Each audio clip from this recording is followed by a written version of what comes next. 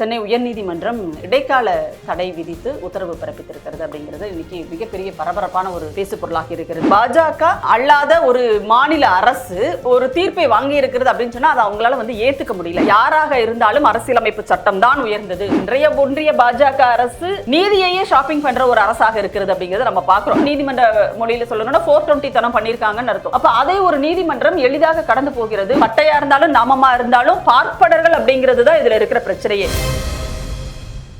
அனைவருக்கும் வணக்கம். துணைவேந்தர்களை தமிழ்நாடு அரசே நியமிக்கலாம் அப்படிங்கிற அந்த சட்டப்பிரிவை எதிர்த்து ஒரு வழக்கு உயர்நீதிமன்றத்தில் தாக்கல் செய்யப்பட்டது. அதில் சென்னை உயர்நீதிமன்றம் இடைக்கால தடை விதித்து உத்தரவு பிறப்பித்திருக்கிறது அப்படிங்கிறது இன்னைக்கு மிகப்பெரிய பரபரப்பான ஒரு பேசு பொருளாக இருக்கிறது. இது தமிழ்நாட்டிற்கு இழைக்கப்பட்டு இருக்கிற மிகப்பெரிய அநீதி அப்படிங்கிறதுல எந்த மாற்று கருத்துமே யாருக்குமே இருக்க முடியாது. சட்டம் தெரிந்தவர்கள், நீதிமன்ற நடைமுறை தெரிந்தவர்களினுடைய கருத்து அப்படிங்கிறது இதுவாக தான் இன்னைக்கு இருந்துட்டு இருக்கு. இந்த தடை உத்தரவு அப்படிங்கிறது, இடைக்கால தடை உத்தரவு அப்படின்றது எப்படி வழங்கப்பட்டிருக்கிறது அப்படிங்கிறத ஒரு பெரிய விவாதமாகவே இன்னைக்கு நடந்துட்டு இருக்கு. இந்த வழக்கை போட்டவர் யாரு அப்படின்னு கேட்டா, திருநெல்வேலியிலிருந்து ஒருத்தர் உயர்நீதிமன்றம், சென்னை உயர்நீதிமன்றத்தில் இந்த வழக்கு போட்டிருக்காரு. அவர் பாஜகவை சார்ந்தவர் அப்படிங்கிறது, பாஜகவினுடைய அந்த பகுதி, திருநெல்வேலி பகுதியினுடைய நிர்வாகியாக இருக்கிறார் அப்படிங்கிறதையும் நம்ம பார்க்குறோம். அவர் பேர் வெங்கடாச்சலபதி அப்படின்னு சொல்லிட்டு சொல்றாங்க.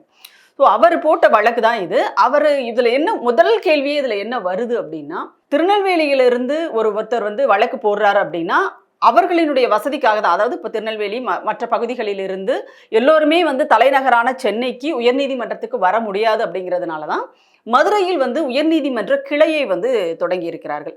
அப்போ இவங்க எல்லாம் அங்கேயே போய் வழக்கு தொடுத்துக்கலாம், அங்கேயே நீதிபதிகள் வருவாங்க, அங்கேயே வழக்கு நடக்கும். அதுக்காக தான், அந்த வசதிக்காக தான் அதை ஏற்பாடு செஞ்சிருக்காங்க. ஆனா இந்த பாஜகவினுடைய நிர்வாகி வெங்கடாசலபதி என்ன பண்றாரு அப்படின்னா, திருநெல்வேலியில இருந்து சென்னைக்கு சென்னை உயர்நீதிமன்றத்தில் இந்த வழக்கை அவர் போடுறாரு. தமிழ்நாடு அரசு துணைவேந்தர்களை நியமனம் செய்யலாம் என்ற அந்த சட்டப்பிரிவை எதிர்த்து ஒரு வழக்கை போடுகிறார். ரைட்டு. அப்போ இப்போ எல்லாருடைய கேள்வியும் என்னவா இருக்கு அப்படின்னா, இந்த சட்டம் அப்படிங்கிறது ஆளுநருக்கு எதிராக தமிழ்நாடு அரசு தொடர்ந்த அந்த வழக்கில் உச்சநீதிமன்றம் வழங்கிய ஒரு தீர்ப்பு. உச்சநீதிமன்றம் தன்னுடைய சிறப்பு அதிகாரத்தை பயன்படுத்தி 142 சட்டப்பிரிவை 142 பிரிவை பயன்படுத்தி ஆளுநர் கிடப்பில் போட்டிருந்த அத்தனை மசோதாக்களையும் நிறைவேற்றி கொடுத்துருது அப்படிங்கிறதை நம்ம பார்க்குறோம். அதில் ஒன்றுதான் துணைவேந்தர்களை தமிழ்நாடு அரசு நியமிக்கலாம் அப்படிங்கிற அந்த மசோதா அப்படின்றது. அப்போ இதெல்லாம் நிறைவேறியாச்சு. இப்போ என்னன்னா, ஒரு சட்டத்தை நாடி நீதிமன்றத்திலிருந்து நம்மை போன்றவர்கள், அதாவது பார்ப்பனர் அல்லாதவர்கள், இன்னும் சொல்லப்போனால் குறிப்பாக பாஜக அல்லாத ஒரு மாநில அரசு ஒரு தீர்ப்பை வாங்கி இருக்கிறது அப்படின்னு சொன்னா அதை அவங்களால ஏத்துக்க முடியல. இதை நம்ம தொடக்கத்திலிருந்தே சொல்லிக்கிட்டே இருக்கோம். கண்டிப்பாக இதை எதிர்த்து பாஜகவோ ஆர்எஸ்எஸோ ஏதாவது ஒரு குட்டி கழகம் பண்ணிக்கிட்டே தான் இருப்பாங்க அப்படிங்கிறத நம்ம சொல்லிட்டு இருந்தோம். அதே மாதிரி திராவிடர் கழக தலைவர் ஐயா ஆசிரியர் அவர்கள் கூட ரொம்ப தெளிவாகவே சொன்னாரு, சும்மா இருக்க மாட்டாங்க இவங்க அப்படின்னு சொல்லிட்டே இருந்தார்.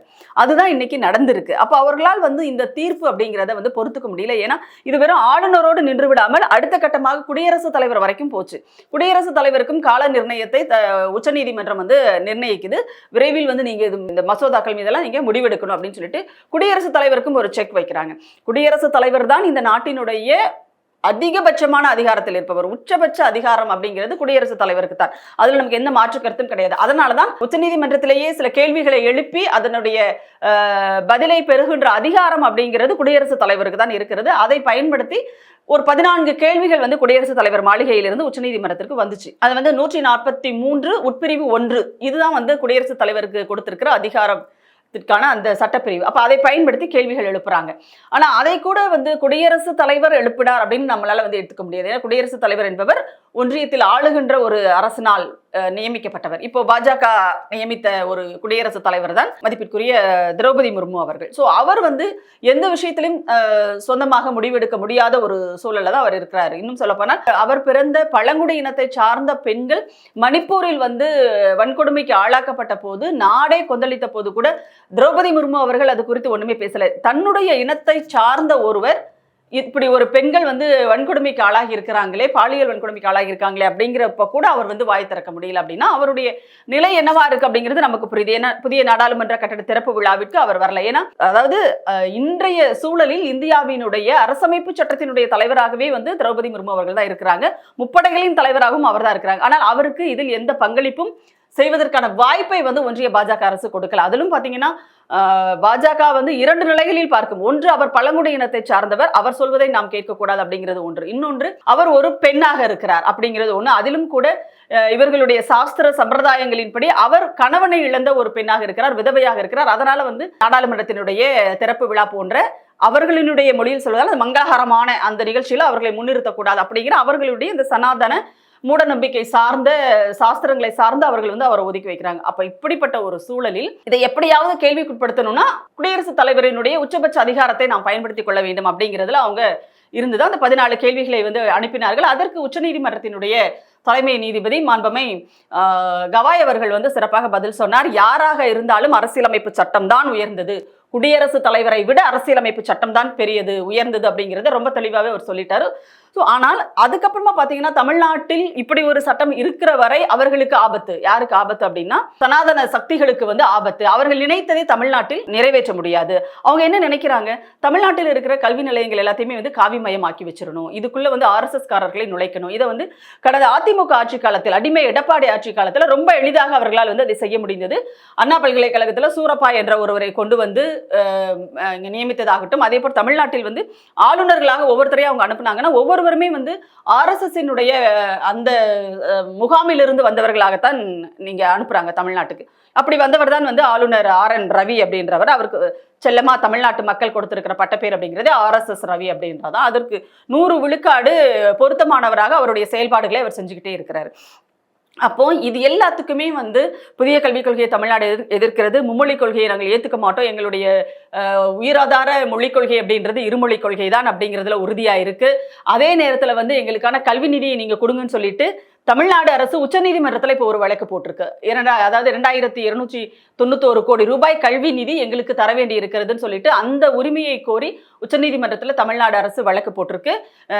24ஆம் தேதி தமிழ்நாடு முதலமைச்சர் அவர்கள் போறாரு. நாளைக்கு நாளானைக்கு நினைக்கிறேன் 24ஆம் தேதி தமிழ்நாடு முதலமைச்சர் டெல்லியில நடக்கிற நிதி ஆயோக் கூட்டத்தில் போய் பங்கேற்க போறாரு. பங்கேற்றுக்கிட்டு அவர் எதற்காக போறார் அப்படின்னா தமிழ்நாட்டிற்கான நியாயமான நிதி உரிமையை கேட்டு பெறுவதற்காக, அதை வலியுறுத்துவதற்காக நான் போகிறேன் அப்படின்னு அவர் சொல்லியிருக்கிறாரு. இதற்கு எடப்பாடி பழனிசாமி அவருக்கு வேற வழி கிடையாது, ஏதாவது ஒன்று சொல்லிதான் ஆகணும். அவர் சொல்றாரு எதற்காக கடந்த ஆண்டு போகாம இப்ப போறீங்க அப்படின்னு சொல்லிட்டு. ஆனா நீங்க ஒவ்வொரு ஆண்டும் போய் என்ன பண்ணீங்க அப்படிங்கிறதெல்லாம் இன்னைக்கு கேள்விகளா நம்ம எழுப்பிட்டு இருக்கோம். அது ஒரு பக்கம். அப்போ எல்லா நிலைகளிலும் தமிழ்நாடு அரசு, திராவிட மாடல் அரசு, நம்முடைய முதலமைச்சர் மு.க. ஸ்டாலின் அவர்கள் மாநில உரிமைகளுக்காக தொடர்ந்து வந்து போராடிட்டு இருக்காரு, களத்தில் நிற்கிறார். அதிலிருந்து ஒரு அடி கூட வந்து பின்வாங்குற மாதிரியான ஒரு நிலை அப்படிங்கிறதே இங்க கிடையாது. நாங்கள் மேலும் மேலும் சட்ட போராட்டங்களை நடத்திட்டே தான் இருப்போம் அப்படிங்கிறதுல உறுதியா இருக்காரு. இப்ப இது எல்லாம் சேர்ந்து இவங்களுக்கு வந்து ஒரு பெரிய எரிச்சலை வந்து உண்டாக்குகிறது. அப்ப என்ன பண்றாங்க அப்படின்னா நீதித்துறையில் இருக்கின்ற அவாள்களை பயன்படுத்தி எதையாவது நாம் சாதித்து விட முடியாதா அப்படிங்கிற ஒரு எண்ணத்தோட அவங்க செயல்படுறாங்க. அதனுடைய ஒரு பகுதி தான் இன்றைக்கு இந்த தடை அப்படின்றது. இதை வந்து உயர்நீதிமன்றத்துக்கு இந்த வழக்கு வந்து வருது. இது யார் விசாரிக்கிறாங்க அப்படின்னா நீதிபதிகள் ஜி.ஆர். சுவாமிநாதன் அப்புறம் வி. லட்சுமி நாராயணன் அப்படின்னு 2 நீதிபதிகள் வந்து இதுல இந்த வழக்கை வந்து விசாரிக்கிறாங்க. அதாவது இந்த கோடைக்கால விடுமுறை அப்படிங்கிறது ஒன்று நீதிமன்றத்திற்கு உண்டு. அப்போ அந்த கோடைக்கால விடுமுறை அமர்வுன்னு சொல்லிட்டு ஒன்று இருக்கும், சில அவசர வழக்குகளை விசாரிப்பதற்காக. ஏன்னா கோடை காலங்களில் அப்படின்றப்போ ஏதாவது ஒரு அவசரமான ஒரு குடும்ப வன்முறை வழக்கோ அல்லது வந்து ஏதாவது ஒரு சமூக அமைதியை சீர்குலைக்கின்ற வகையிலான ஏதாவது பிரச்சனைகள் நடந்தாலோ அது தொடர்பான வழக்கோ, இதெல்லாத்தையும் வந்து மக்கள் நலன் சார்ந்த வழக்கோ, இது எல்லாமே வந்து ஒரு அவசர வழக்காக எடுத்துக்கிட்டு விசாரிக்கணும் அப்படிங்கிறதுக்காக தான் கோடை காலங்களிலும் கூட நீதிமன்றத்திற்கு விடுமுறை விடப்பட்டாலும் கூட அந்த கோடைக்கால அமர்வு அப்படிங்கிறது தொடர்ந்து இயங்கிக்கிட்டே இருக்கும். மாற்றி மாற்றி நீதிபதிகள் வருவாங்க, அங்க வழக்குகள் நடக்கும். இதுதான் வந்து நடைமுறை. அப்ப இந்த கோடைக்கால அமர்வு அப்படின்றது மதுரை உயர்நீதிமன்ற கிளையிலையும் வந்து இருக்கு. அப்ப அங்கே வழக்கு தொடுக்காமல் ஏன் இங்க வந்தாங்க அப்படிங்கிற ஒரு கேள்வியை வழக்கறிஞர்கள் இன்னைக்கு எழுப்புறாங்க. இன்னொன்னு, சரியாக வந்து இந்த 2 நீதிபதிகள் அமர்வுக்கு அந்த வழக்கு எப்படி வந்துச்சு அப்படிங்கிறது ஒன்று இருக்கு. ஏன்னா இதற்கு முன்பாக ஏப்ரல் மாதம் முழுக்க அவர்களுக்கு வந்து கால அவகாசம் இருந்தும் கூட சரியாக திரு ஜி.ஆர். சுவாமிநாதனும் லட்சுமி நாராயணனும் இருக்கின்ற ஒரு அமர்வுக்கு அவர்கள் எப்பொழுது அங்க வந்து உட்கார்றாங்களோ அந்த இருக்கையில் அப்பொழுது இந்த வழக்கு வர வேண்டிய ஒரு தேவை என்ன இருக்கிறது. அப்ப திட்டமிட்டு அவர்கள் செய்திருக்கிறார்கள் அப்படிங்கிறது இதுல தெளிவா தெரியுது. இன்னொரு பக்கம் பாத்தீங்கன்னா நீதிமன்ற மொழிகள்ல வந்து ஒண்ணு சொல்றாங்க, ஃபோரம் ஷாப்பிங் அப்படிங்கிற ஒரு சொல்லை வந்து பயன்படுத்துறாங்க. அதாவது ஃபோரம் ஷாப்பிங் என்னன்னா, இந்த நீதிபதிகள் தான் எங்களுடைய வழக்கை விசாரிக்க வேண்டும் அப்படின்னு சொல்லிட்டு ஃபர்ஸ்ட் ஒரு உரிமை அதாவது என்ன சொல்றது திட்டமிட்டு அந்த அமர்வுக்கு அந்த வழக்கை கொண்டு செல்வது அப்படிங்கிறது. இதைத்தான் வந்து ஃபோரம் ஷாப்பிங் அப்படின்னு சொல்றாங்க. நமக்கு தெரியும் ஷாப்பிங்னா நம்மலாம் என்ன பண்ணுவோம், சரவணா ஸ்டோர் போவோம், இல்லைன்னா ஏதாவது ஒரு பக்கத்துல இருக்கிற ஒரு மாலுக்கு போவோம். அங்க போய் நமக்கு வேண்டிய பொருட்களை எப்படி வாங்குவோம்னா விலை கொடுத்து வாங்குவோம். அதுதான் ஷாப்பிங் இல்லையா? ஷாப்பிங் அப்படின்றது சும்மா கிடையாது. போனா கடையில போய் இதை நான் எடுத்துக்கிறேன்னு சொல்லிலாம் யாரும் கொடுக்க மாட்டாங்க. ஷாப்பிங் அப்படின்னாலே பர்ச்சேஸ் பண்றது, அவ்வளவுதான். நம்மளுடைய சாதாரண எளிய மக்களினுடைய மொழியில சொல்லணும்னு சொன்னா ஒரு பொருளை வாங்குவது, அதுதான் ஷாப்பிங் இல்லையா? அப்போ அதுவும் விருப்பப்பட்ட பொருளை வாங்குவது ஷாப்பிங் அப்படின்னு எடுத்துக்கலாம். இப்போ நீதிமன்றத்துல எப்படி ஷாப்பிங் நடக்குது அப்படிங்கிறது உண்மையிலேயே இந்த வழக்குல தான் வந்து இந்த ஃபோரம் பர்ச்சேஸ் அப்படிங்கிற அந்த சொல் வந்து பெரிய ஒரு பேசு பொருளாகுது. எல்லோருக்கும் அது தெரிய வருது.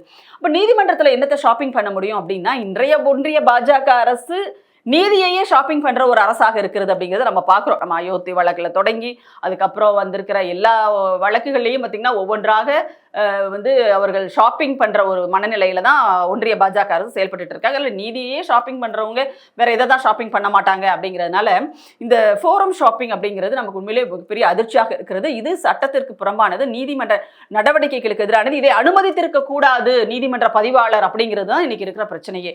எப்படி இந்த வழக்கை அதாவது என்ன சொல்றது நம்பர் பண்றதுன்னு சொல்லுவாங்க இல்லையா, ரெஜிஸ்டர் பண்ணி எப்படி இந்த வழக்கை வந்து ஏற்றுக்கொள்வதற்கு பதிவாளர் வந்து தயாரானாரு. அப்ப அங்க இருந்தே வந்து இங்க பிரச்சனை தொடங்குது அப்படின்னு தான் நம்ம சொல்ல வேண்டி இருக்கு.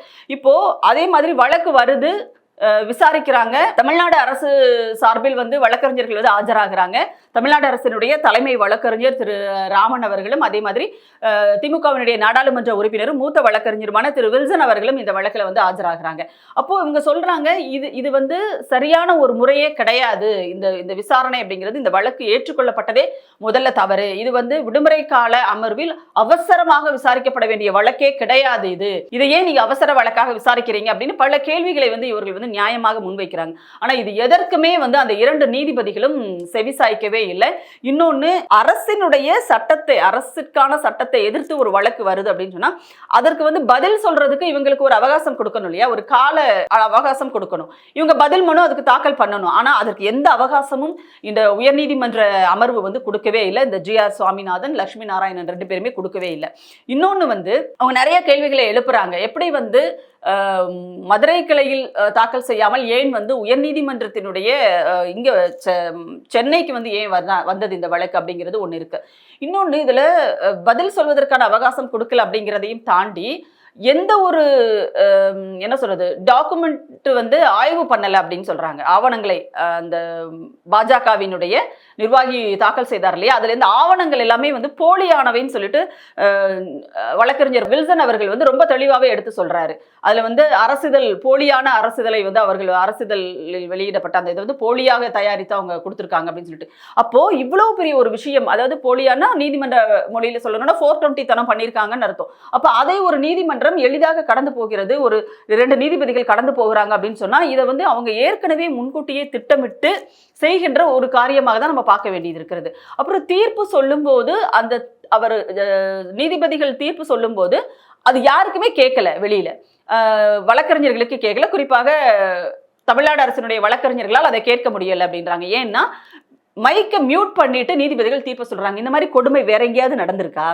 ஏன்னா அதாவது அவங்களுக்கு அது வெளியில தெரிஞ்சாதான் என்ன ஏதுன்னு கேட்க முடியும். அப்போ வழக்கறிஞர் வில்சன் கேட்கிறாரு, நீங்க என்ன தீர்ப்பு சொன்னீங்கன்னு எனக்கு கேட்கல அப்படின்னு சொன்னா அவருக்கு என்ன சொல்றாங்கன்னா, ஆர்டர் வந்து அப்லோட் பண்ணுவோம் நாங்க நெட்ல, அதை பார்த்து நீங்க தெரிஞ்சுக்கோங்கன்றாங்க. இது வந்து ஒரு பொறுப்பான நீதிபதிகள், நியாயமான ஒரு நீதிபதிகள் சொல்லுகின்ற ஒரு பதிலா இது? இத்தனை கேள்விகள் இருக்கு பாருங்க நீங்க. அதாவது இதுல என்னன்னா, பட்டை போட்டு இருக்கிற GR சுவாமிநாதனாக இருந்தாலும் சரி, அல்லது நாமம் போட்டு இருக்கிற லட்சுமி நாராயணனாக இருந்தாலும் சரி, பட்டையா இருந்தாலும் நாமமா இருந்தாலும் பார்ப்பனர்கள் அப்படிங்கிறது தான் இதுல இருக்கிற பிரச்சனையே. அப்போ ஒரு பார்ப்பனர்களிடம் என்றைக்குமே நீதியை நாம எதிர்பார்க்கவே முடியாது. இதைத்தான் ஐயா பெரியார் அவர்கள் காலம் காலமாக ஒவ்வொரு வழக்கின் போதும் அவர் வந்து சொல்லிட்டே வந்த விஷயம் என்ன அப்படின்னா, இந்த நீதிமன்றத்தில் ஒரு பார்ப்பனர் நீதிபதியாக இருக்கின்ற இந்த நீதிமன்றத்தில் நியாயம் கிடைக்காது அப்படிங்கிறது எனக்கு நல்லாவே தெரியும். அதனால நான் வந்து வாதிட விரும்பல அப்படிங்கிறது பெரியார் அவர்கள் நீதிமன்றத்திலேயே நின்று கொண்டு பதிவு செய்திருக்கிறார். அப்ப அது இப்ப வரைக்கும் சரியா இருக்கா இல்லையா? எல்லாரும் சொல்றாங்க, நீங்க பார்ப்பனர்களை திட்டுறீங்க, அவங்க எல்லாம் முந்தி மாதிரிலாம் கிடையாதுங்க அப்படின்னு சொல்லிட்டு. எப்பொழுதும் பார்ப்பனர்களாகத்தான் இருக்கிறார்கள்.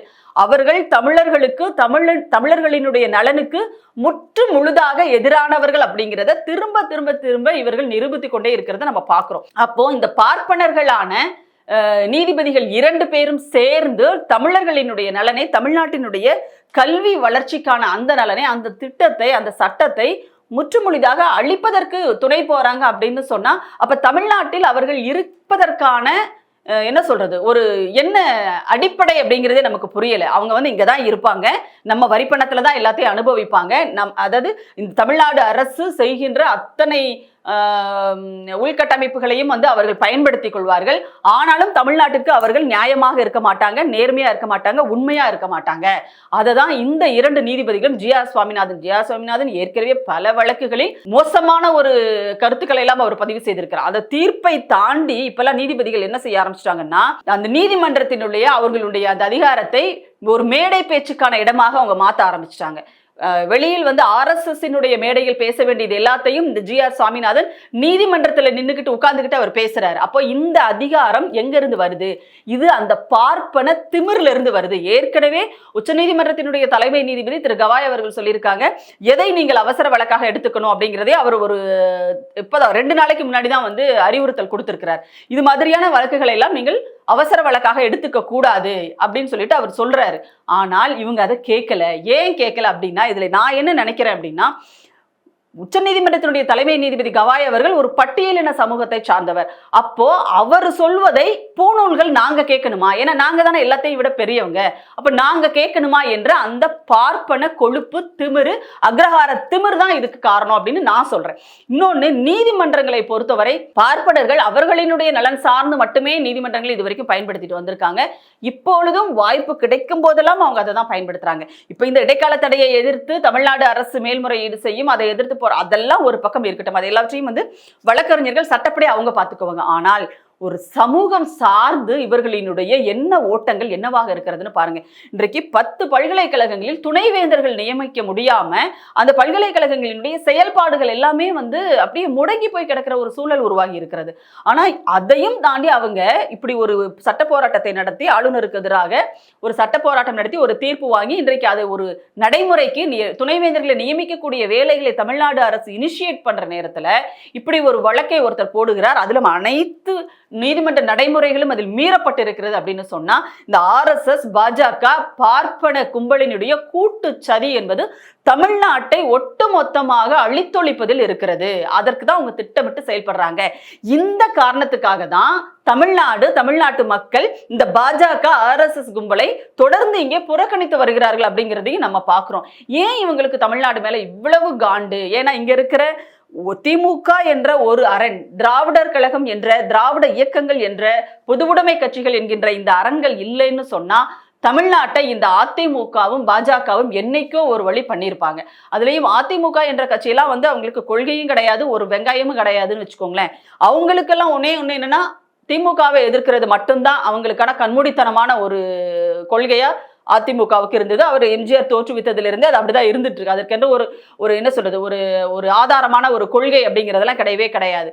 அப்போ அப்படி கொள்கையற்றவர்களினுடைய முதுகில் ஏறிக்கொண்டு வருகின்ற பாஜகவுக்கு ஒரு கொள்கை இருக்கு. அது என்ன கொள்கைன்னா, இங்கே திமுகவை அடியோடு ஒழிக்கணும். திமுகவை ஒழிப்பதன் மூலமாக தமிழ்நாட்டை தன்வயப்படுத்திக் கொள்ள வேண்டும். தமிழ்நாட்டை மற்ற வட மாநிலங்களில் எப்படி ஒரு மதம் சார்ந்த ஒரு மாநிலமாக அந்த மக்களை ஒரு மதம் சார்ந்த மூட நம்பிக்கைகளுக்குள்ள, மதவெறிக்குள்ள வந்து கொண்டு போய் நிறுத்தி வச்சிருக்காங்களோ அப்படி ஒரு நிலையை தமிழ்நாட்டுக்குள்ளும் கொண்டு வரணும் அப்படிங்கிறதான் பாஜகவினுடைய நிலைப்பாடு. அதற்கு அவர்கள் நீதிமன்றங்களை பயன்படுத்திக் கொள்கிறார்கள் அப்படிங்கிறது எனக்கு தெரியுது. நீதிமன்ற தீர்ப்பை விமர்சிக்க கூடாது, அதற்கு உள்நோக்கம் கற்பிக்க கூடாது, எல்லாம் சரிதான். ஆனால் நீதிபதிகளுக்கே உள்நோக்கம் இருக்கும் போது இதை மக்கள் கேட்கணுமா வேண்டாமா? அதுதான் நம்முடைய கேள்வி. அப்போ இதில் சட்ட போராட்டத்தை ஒரு பக்கம் செய்தாலும் கூட, நம்முடைய தமிழ்நாடு அரசு சட்ட போராட்டத்தை மேற்கொண்டாலும் கூட, நம்மை போன்ற அமைப்புகள், திராவிட இயக்கம், பொதுவுடைமை கட்சிகள், அம்பேத்கரிய இயக்கங்கள் போன்ற ஜனநாயக அமைப்புகள் மக்கள் கிட்ட கொண்டு போய் இதை நிறுத்தணும். பார்ப்பன நீதிபதிகள் செய்கின்ற இந்த சட்ட விரோதமான செயல்களை, தமிழின விரோத செயல்களை நீதிமன்றத்தை பயன்படுத்தி அவர்கள் செய்து கொண்டிருக்கின்ற பார்ப்பனிய மேலாதிக்கத்தை நிலைநாட்டக்கூடிய அந்த வேலைகளை நமக்கு எதிராக அவர்கள் இருக்கிறார்கள் அப்படிங்கிற இந்த செய்திகளை எல்லாவற்றையும் நாம் மக்கள் கிட்ட கொண்டு போய் சேர்க்கணும். இப்பொழுது ஒரு மிகப்பெரிய ஒரு போராட்டத்தை முன்னெடுக்க வேண்டிய ஒரு நிலையில் நாம் இருக்கிறோம். இடைக்கால தீர்ப்பு அப்படிங்கிறது சட்டப்படி செல்லுபடி ஆகாதுன்னு சொல்லிட்டு வழக்கறிஞர் திரு வில்சன் அவர்கள் ரொம்ப தெளிவாகவே அவர் சொல்லி இருக்கிறார்.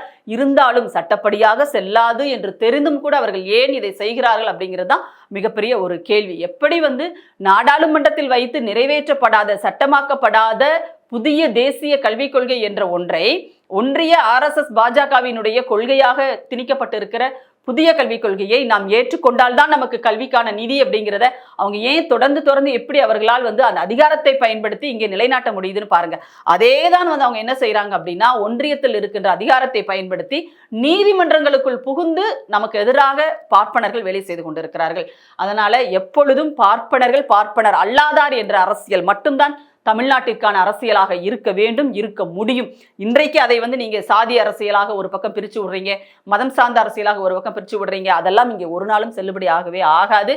அதனால நாங்களாம் வந்து சாதியில பெரியவங்க, நாங்க ஆண்ட பரம்பரை அந்த பரம்பரைன்னு சொல்லிட்டு இருக்கிற இந்த ஈர வெங்காயங்கள் எல்லாம் தயவு செஞ்சு உணரணும். நீங்க இது வந்து வெறுமனே என்னமோ நம்ம கூட்டணியில இருக்கிறோம், நம்ம வந்து அமித்ஷாவுக்கு பக்கத்துல உட்காந்துருக்கிறோம், மோடிக்கு பக்கத்துல பாதுகாப்பா இருக்கோம், இதெல்லாம் கிடையவே கிடையாது. அவங்களுக்கு தேவைன்னு சொன்னா உங்களை அப்படியே பக்கத்துல ஒரு குழியை தோண்டி போட்டு புதைச்சிட்டு போயிட்டே இருப்பாங்க.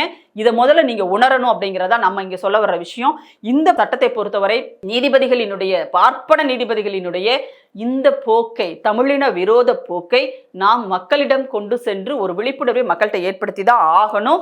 அதனால இந்த நீதிமன்ற தீர்ப்பை பொறுத்தவரை, இடைக்கால தீர்ப்பை பொறுத்தவரை இதை ஏற்றுக்கொள்ள முடியாது அப்படிங்கிறது தான். அந்த நீதிமன்ற தீர்ப்பை நீதிபதிகள் யாரு, நம்ம அவர் GR சுவாமிநாதன், லட்சுமி நாராயணன், இந்த 2 பேரும் இந்த பட்டையும் நாமமும் கொடுத்த இந்த தீர்ப்பை தமிழ்நாட்டு மக்கள் ஏற்றுக்கொள்ள கூடாது அப்படிங்கிறது தான் நம்மளுடைய நிலைப்பாடு. நன்றி.